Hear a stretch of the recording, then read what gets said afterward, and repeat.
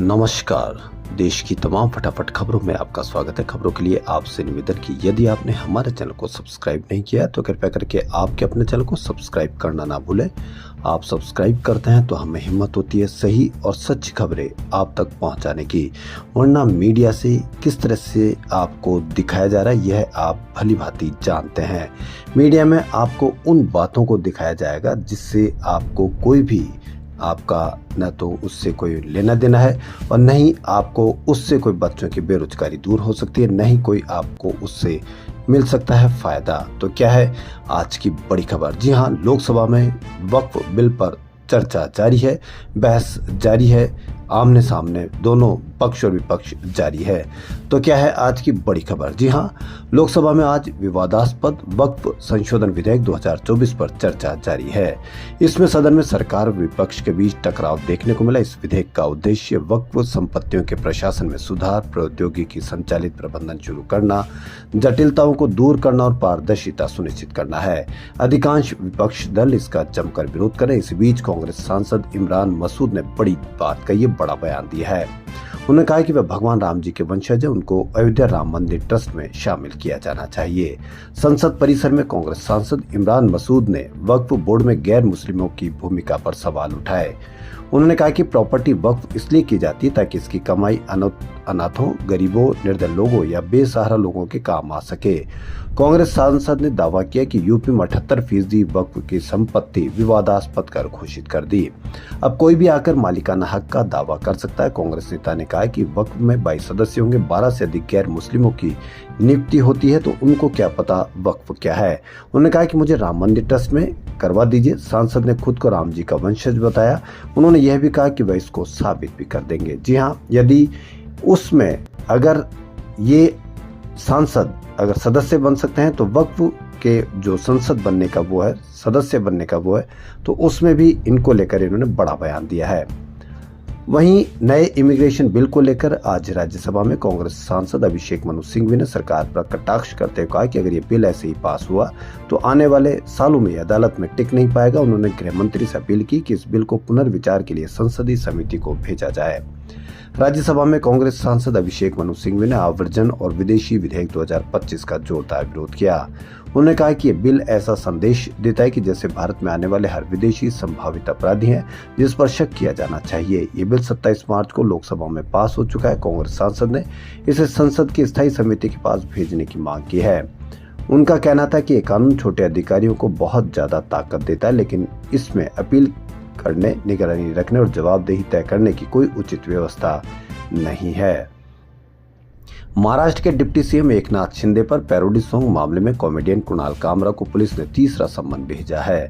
उन्होंने 5 अप्रैल को खार पुलिस स्टेशन में पूछताछ के लिए पेश होने के लिए कहा है। इससे पहले पुलिस कामरा को 2 सम्मन भेज चुकी है। इधर मंगलवार को कुणाल कामरा मद्रास हाईकोर्ट में पेश हुए। उन्होंने दावा किया कि पुलिस उन्हें गिरफ्तार करने की कोशिश कर रही है, इसलिए उन्हें ट्रांजिट अग्रिम जमानत दी जाए। दिल्ली बजट 2025 को लेकर आम आदमी पार्टी की कालकाजी विधायक आतिश ने रेखा गुप्ता सरकार पर बड़ा हमला किया। आतिश ने दावा किया कि आतिशी दिल्ली के वित्त विभाग के उस पत्र के हवाले से किया जिसमें अप्रैल 2025 में वित्तीय वर्ष 2025-26 के लिए जारी कुल बजट का सिर्फ 5% खर्च करने की बात कही गई है। उन्होंने दावा किया कि ये बजट 1 लाख नहीं बल्कि 60,000 करोड़ रुपए का। आतिशी ने बुधवार को दिल्ली में प्रेस कॉन्फ्रेंस कर बताया कि भाजपा के दिल्ली सरकार ने दिल्ली विधानसभा में बजट पेश किया। दिल्ली की सीएम रेखा गुप्ता वित्त मंत्री भी है। उन्होंने अपने बजट को ऐतिहासिक बताया क्योंकि पहली बार दिल्ली विधानसभा में 1 लाख करोड़ का बजट पेश किया गया। दरअसल ये बजट ऐतिहासिक इसलिए नहीं कि ये बजट दिल्ली का सबसे बड़ा बजट है। भाजपा का बजट ऐतिहासिक इसलिए क्योंकि ये आज तक दिल्ली के इतिहास में सबसे बड़ा झूठा बजट है। मैंने बजट सत्र के दौरान अपने संबोधन में सिलसिलेवार तरीके से समझाया कि किस तरह से दिल्ली सरकार के पास 1 लाख करोड़ की आय है और न हो सकती है।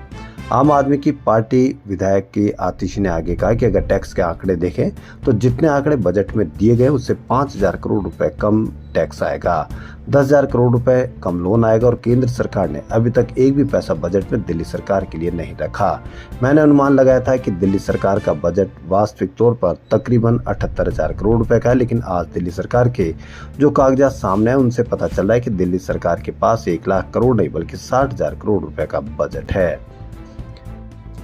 22 साल के खालिद मेरठ की IAMT यूनिवर्सिटी में पढ़ते हैं। 10 मार्च को उन्होंने सोशल मीडिया पर एक वीडियो शेयर किया था जिसमें 60 से 70 स्टूडेंट यूनिवर्सिटी ग्राउंड में नमाज पढ़ते नजर आ रहे हैं। नमाज पढ़ने वालों में खालिद शामिल नहीं थे, न ही उन्होंने वीडियो बनाया। इसके बावजूद खालिद पर FIR दर्ज हो गई है। उन पर माहौल खराब करने का आरोप भी लगाया है। खालिद अभी जमानत पर है, लेकिन बाहर आने जाने से घबराने लगे हैं। कॉलेज भी नहीं जा रहे। पुलिस उन पर नजर रख रही है। यह मामला क्या है, 20 दिन बाद यह यूनिवर्सिटी का क्या माहौल है। खालिद के अलावा उन पर FIR करने वालों में शामिल सचिन यूनिवर्सिटी मैनेजमेंट, स्टूडेंट और पुलिस अफसरों से बात की। इसी साल जनवरी में बरेली के गांव में भी निजी जमीन पर नमाज को लेकर विवाद हुआ था। सचिन वहां पर भी गए। बिहार के बोधगया में स्थित महाबोधि मंदिर का नियंत्रण बौद्धों को सौंपने को लेकर पिछले 2 महीने से अधिक समय से आंदोलन चल रहा है। बौद्ध धर्म की सबसे पवित्र जगह में से एक के नियंत्रण को लेकर यह कई दशक पुराना विवाद है। इसको लेकर एक बार फिर बौद्धों ने आंदोलन की राह पकड़ी। बोधगया और देश के दूसरे हिस्सों में प्रदर्शन कर रहे बोधगया मंदिर अधिनियम 1949 को रद्द करने की मांग कर रहे हैं। महाबोधि मंदिर का संचालन इसी कानून के तहत किया जाता है। इस कानून के तहत मंदिर का संचालन करने के लिए बनी समिति में बौद्धों के साथ साथ हिंदुओं को भी शामिल किया जाता है। बौद्ध धर्म के अनुयायी इसी के विरोध में इस कानून को खत्म करने की मांग कर रहे हैं। इसको लेकर दुनिया के दूसरे देशों में भी प्रदर्शन हुए हैं। दशकों पुराने इस विवाद की वजह महाबोधि मंदिर के लिए ताजा प्रदर्शन की शुरुआत तब हुई जब इस साल 27 फरवरी की रात मंदिर में बौद्ध अनुष्ठानों के खिलाफ उपवास कर रहे बौद्ध भिक्षुओं के एक समूह को मंदिर परिसर से जबरन हटा दिया गया। इस प्रदर्शन का नेतृत्व अखिल भारतीय बौद्ध मंच नाम का संगठन कर रहा है। विपक्ष की तरफ से वक्फ संशोधन बिल पर चर्चा की शुरुआत करते हुए कांग्रेस सांसद गौरव गोगोई ने सरकार पर हमला बोला। उन्होंने कहा कि मुस्लिम कौम को बदनाम करने की कोशिश की जा रही है। गोगोई ने कहा कि उस कौम को जिसने भारत की आजादी की लड़ाई लड़ी, आप उस कौम को दाग लगाना चाहते हैं। 2 लाख उलेमा शहीद हुए, आप उस कौम पर दाग लगाना चाहते हैं। जिसने भारत छोड़ो आंदोलन में साथ दिया, आप उस कौम पर दाग लगाना चाहते हैं। जिसने अंग्रेजों के बांटो राज करो को खारिज किया, आप उस कौम पर दाग लगाना चाहते हैं। आप उस कौम पर दाग लगाना चाहते हैं जिसने जिन्ना की 2 राष्ट्र के विचार को खारिज किया। RJD सुप्रीमो लालू प्रसाद यादव की तबीयत बीते 2 दिनों से बिगड़ गई है। आज नेता प्रतिपक्ष तेजस्वी यादव अपने पिता लालू प्रसाद को लेकर पारस हॉस्पिटल पहुंचे थे, जहां डॉक्टर्स की एक टीम ने उनका हेल्थ चेकअप किया। इसके बाद वे राबड़ी आवास के लिए निकल गए। तेजस्वी यादव ने बताया कि आज शाम 7 बजे की फ्लाइट से लालू प्रसाद यादव को दिल्ली लेकर जाएंगे। नॉर्मल फ्लाइट से ही उन्हें दिल्ली ले जाया जाएगा। दिल्ली एम्स में उनका इलाज होगा। कई दिनों से उनके कंधे और हाथ में जख्म था।